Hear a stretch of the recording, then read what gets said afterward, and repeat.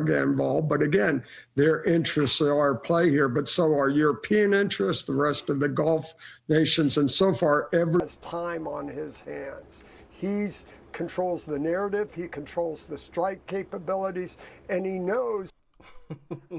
Yeah, let's talk about it. I actually dropped a YouTube short on that clip there. So if you haven't seen it, definitely go and check out my YouTube shorts. I drop at least 3 of them every single day. And I know YouTube probably doesn't send you a notification for my videos anymore, it seems like. But just check back in on the channel on a daily basis. I'm dropping videos every single day. All right.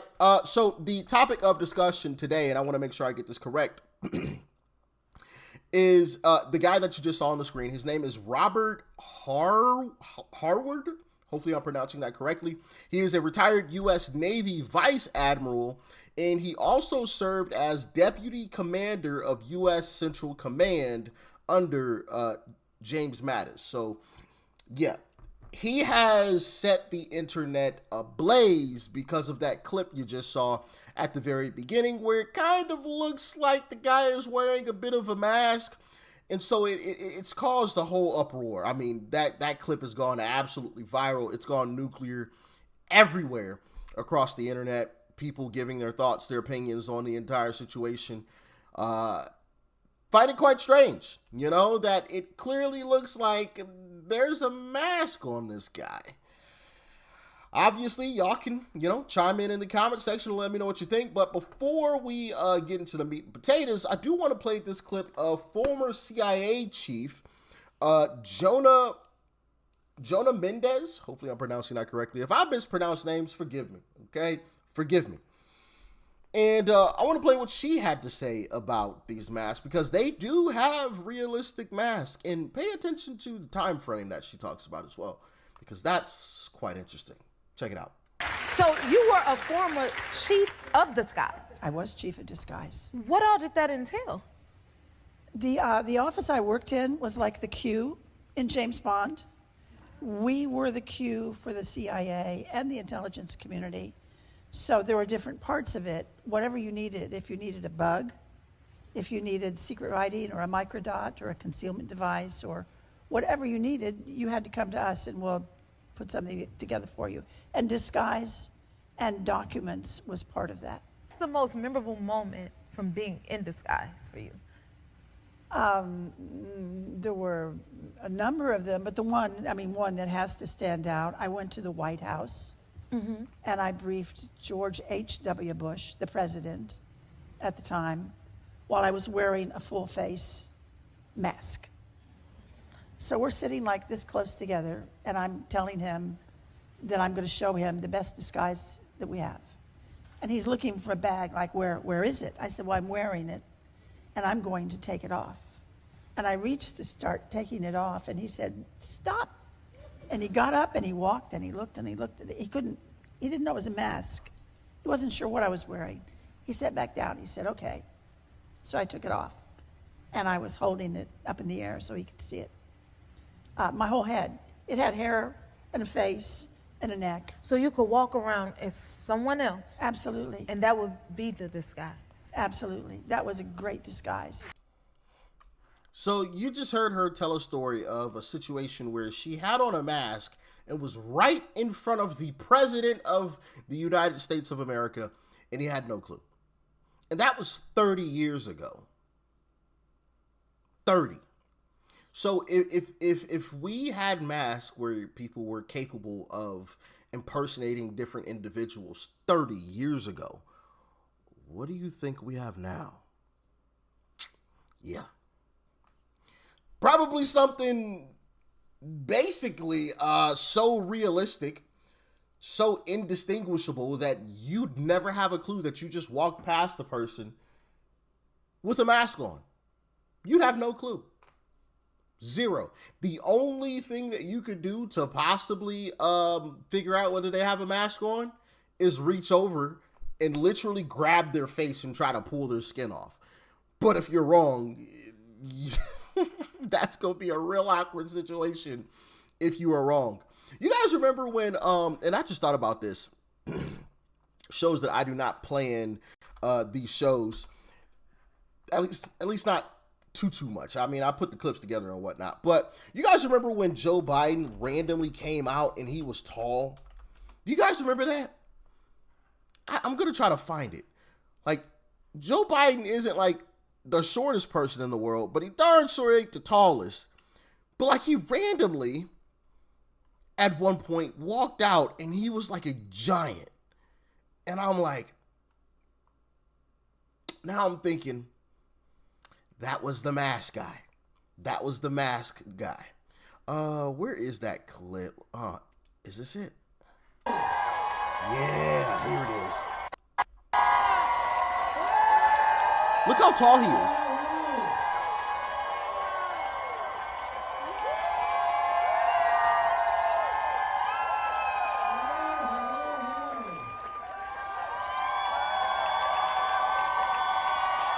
Look how tall he is. I want to go back. Like, look at this guy. Look at that. He is absolutely massive. I mean, an entire head taller. Talk about with a real Joe Biden, please stand up. That is a situation where I'm like, that may have been a mask, you know, that may have been one of these types of situations. Okay, I'm not gonna play the music, but yeah, that was one of these types of situations. Like, that is just absolutely wild stuff right there. Wild.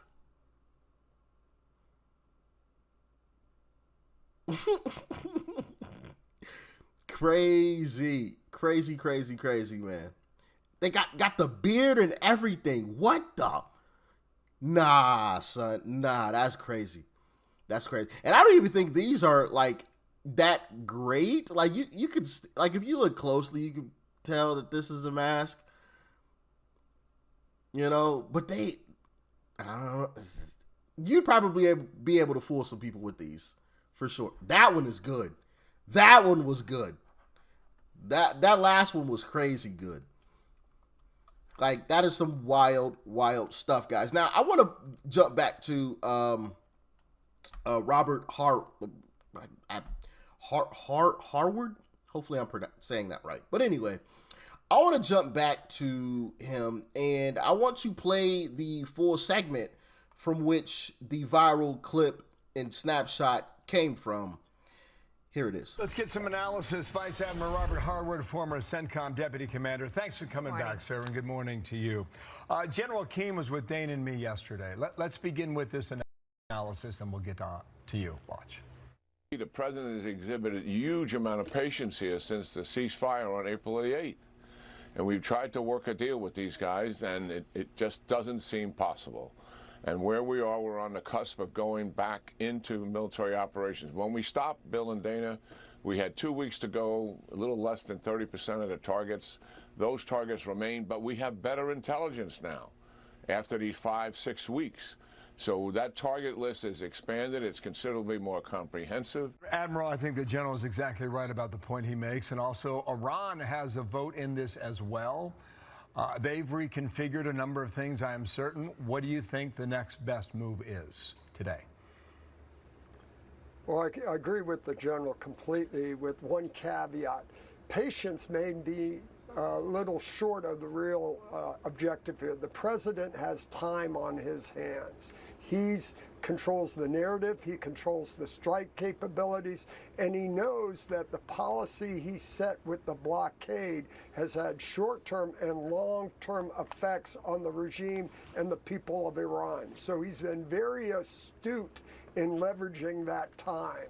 And so I don't see it as negotiations. It really is capitulation. The president's made it very clear. You will not have a nuclear weapon. You will not have the material. Surrender that. And you will ensure that the Straits of Hormuz are open to free commerce, that you have no claims for surcharge or approving Those two things are irreversibly, and the president knows he's in the position to demand those. So I think in that sense, he controls the narrative and when he would strike. I'd also say that patience and the request from Saudi, Qatar, UAE may be more also religious at the moment. You're in the middle of Hajj. You have millions of Muslims in Saudi doing their annual Hajj at the end of this month, and that includes 30,000 Iranians. And so that plays into the calculus. Do you want to strike during Hajj, which is a very sacred Muslim month in activity, followed by Eid al-Adha? So both of those things are the time equation, and that's what the president controls most. So he can take his time, let the blockade and the economic sanctions continue to erode the economy of Iran, erode the power of the regime, enhance the hatred that all the Iranians in Iran have for the regime. So all those things work in his favor, and he can strike whenever he wants to. Okay, but that said, this from a U.S. senior official reported in Axios, it's time for the Iranians to throw a bit of candy out. We need some real, sturdy, and granular conversation regarding the nuclear program. If that's not going to happen, we will have a conversation through bombs, which will be a shame. So this morning, if there is this National Security Council meeting in the Situation Room, and this is on the table, I mean, I hear what you're saying about the president having time and the blockade working, but also it does seem that Iranians are quite resilient, and the oil reserves are running low, not in our country, but for the rest of the world, for our allies. And in particular, you have a situation where derivatives from oil, like all the chemicals that are used to make things all around the world, like the Japanese are very concerned today. So I'm not sure about the patience point for the rest of the world. Well, let me give you another little perspective on that. When you talk about resilience, the IRGC, the entity that controls the country, may have resilience, but the Iranian people are suffering miserably. And the more we can enhance that discord and weaken the regime, not only in the eyes of the Iranian people, but the world global economy, which they're holding all hostage to, the more everybody comes to realize this is all about the IRGC. At the end of the day, we're going to have to need a government in Iran that not only hands over the nuclear material, stops threatening the Straits of Hormuz, but quits exporting the Islamic Revolution throughout the region, causing the collapse of Lebanon, Gaza, Yemen, Syria, and as well as stop their ballistic missile programs. So at the end of the day, the real center of gravity is the IRGC, the entity, the part of the U.S., the government in Iran that controls everything. It's trying to move big pieces here. I agree with you, the blockade's working, no doubt. But you wonder if we can bomb our way to peace in Iran today. So yeah, that was the full segment, unclipped, untouched, unedited. I just wanted you guys to see it so you got the full perspective on the entire situation and you got to see it in its entirety.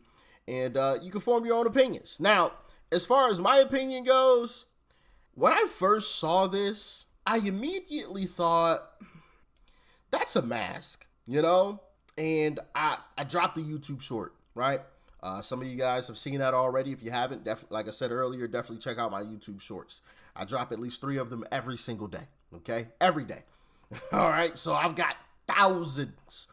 And when I say thousands, I mean literally thousands of YouTube shorts. Probably 4,000 of them. It's crazy. But anyway, when I first saw this, I was like, bro, that is a mask. That is wild. Like, just button your shirt, bro, and you would have been okay. But then the more that I looked at it, the more that I've watched it, the more I've started to think, I think this is a shadow. I think it's a shadow, right? Because that cutoff stops right there. You can clearly see that. And you can see, you know, obviously there's no seam or anything there. That's all clear. This looks like a shadow from his collar because of the angle that he has his light. It looks like he has a light that's like down over here somewhere, like down below him, that's casting a shadow onto his neck. You know, his lighting isn't great, and that is why you're seeing that type of situation. And if you look close, like you could still kind of see, you know, like I don't know.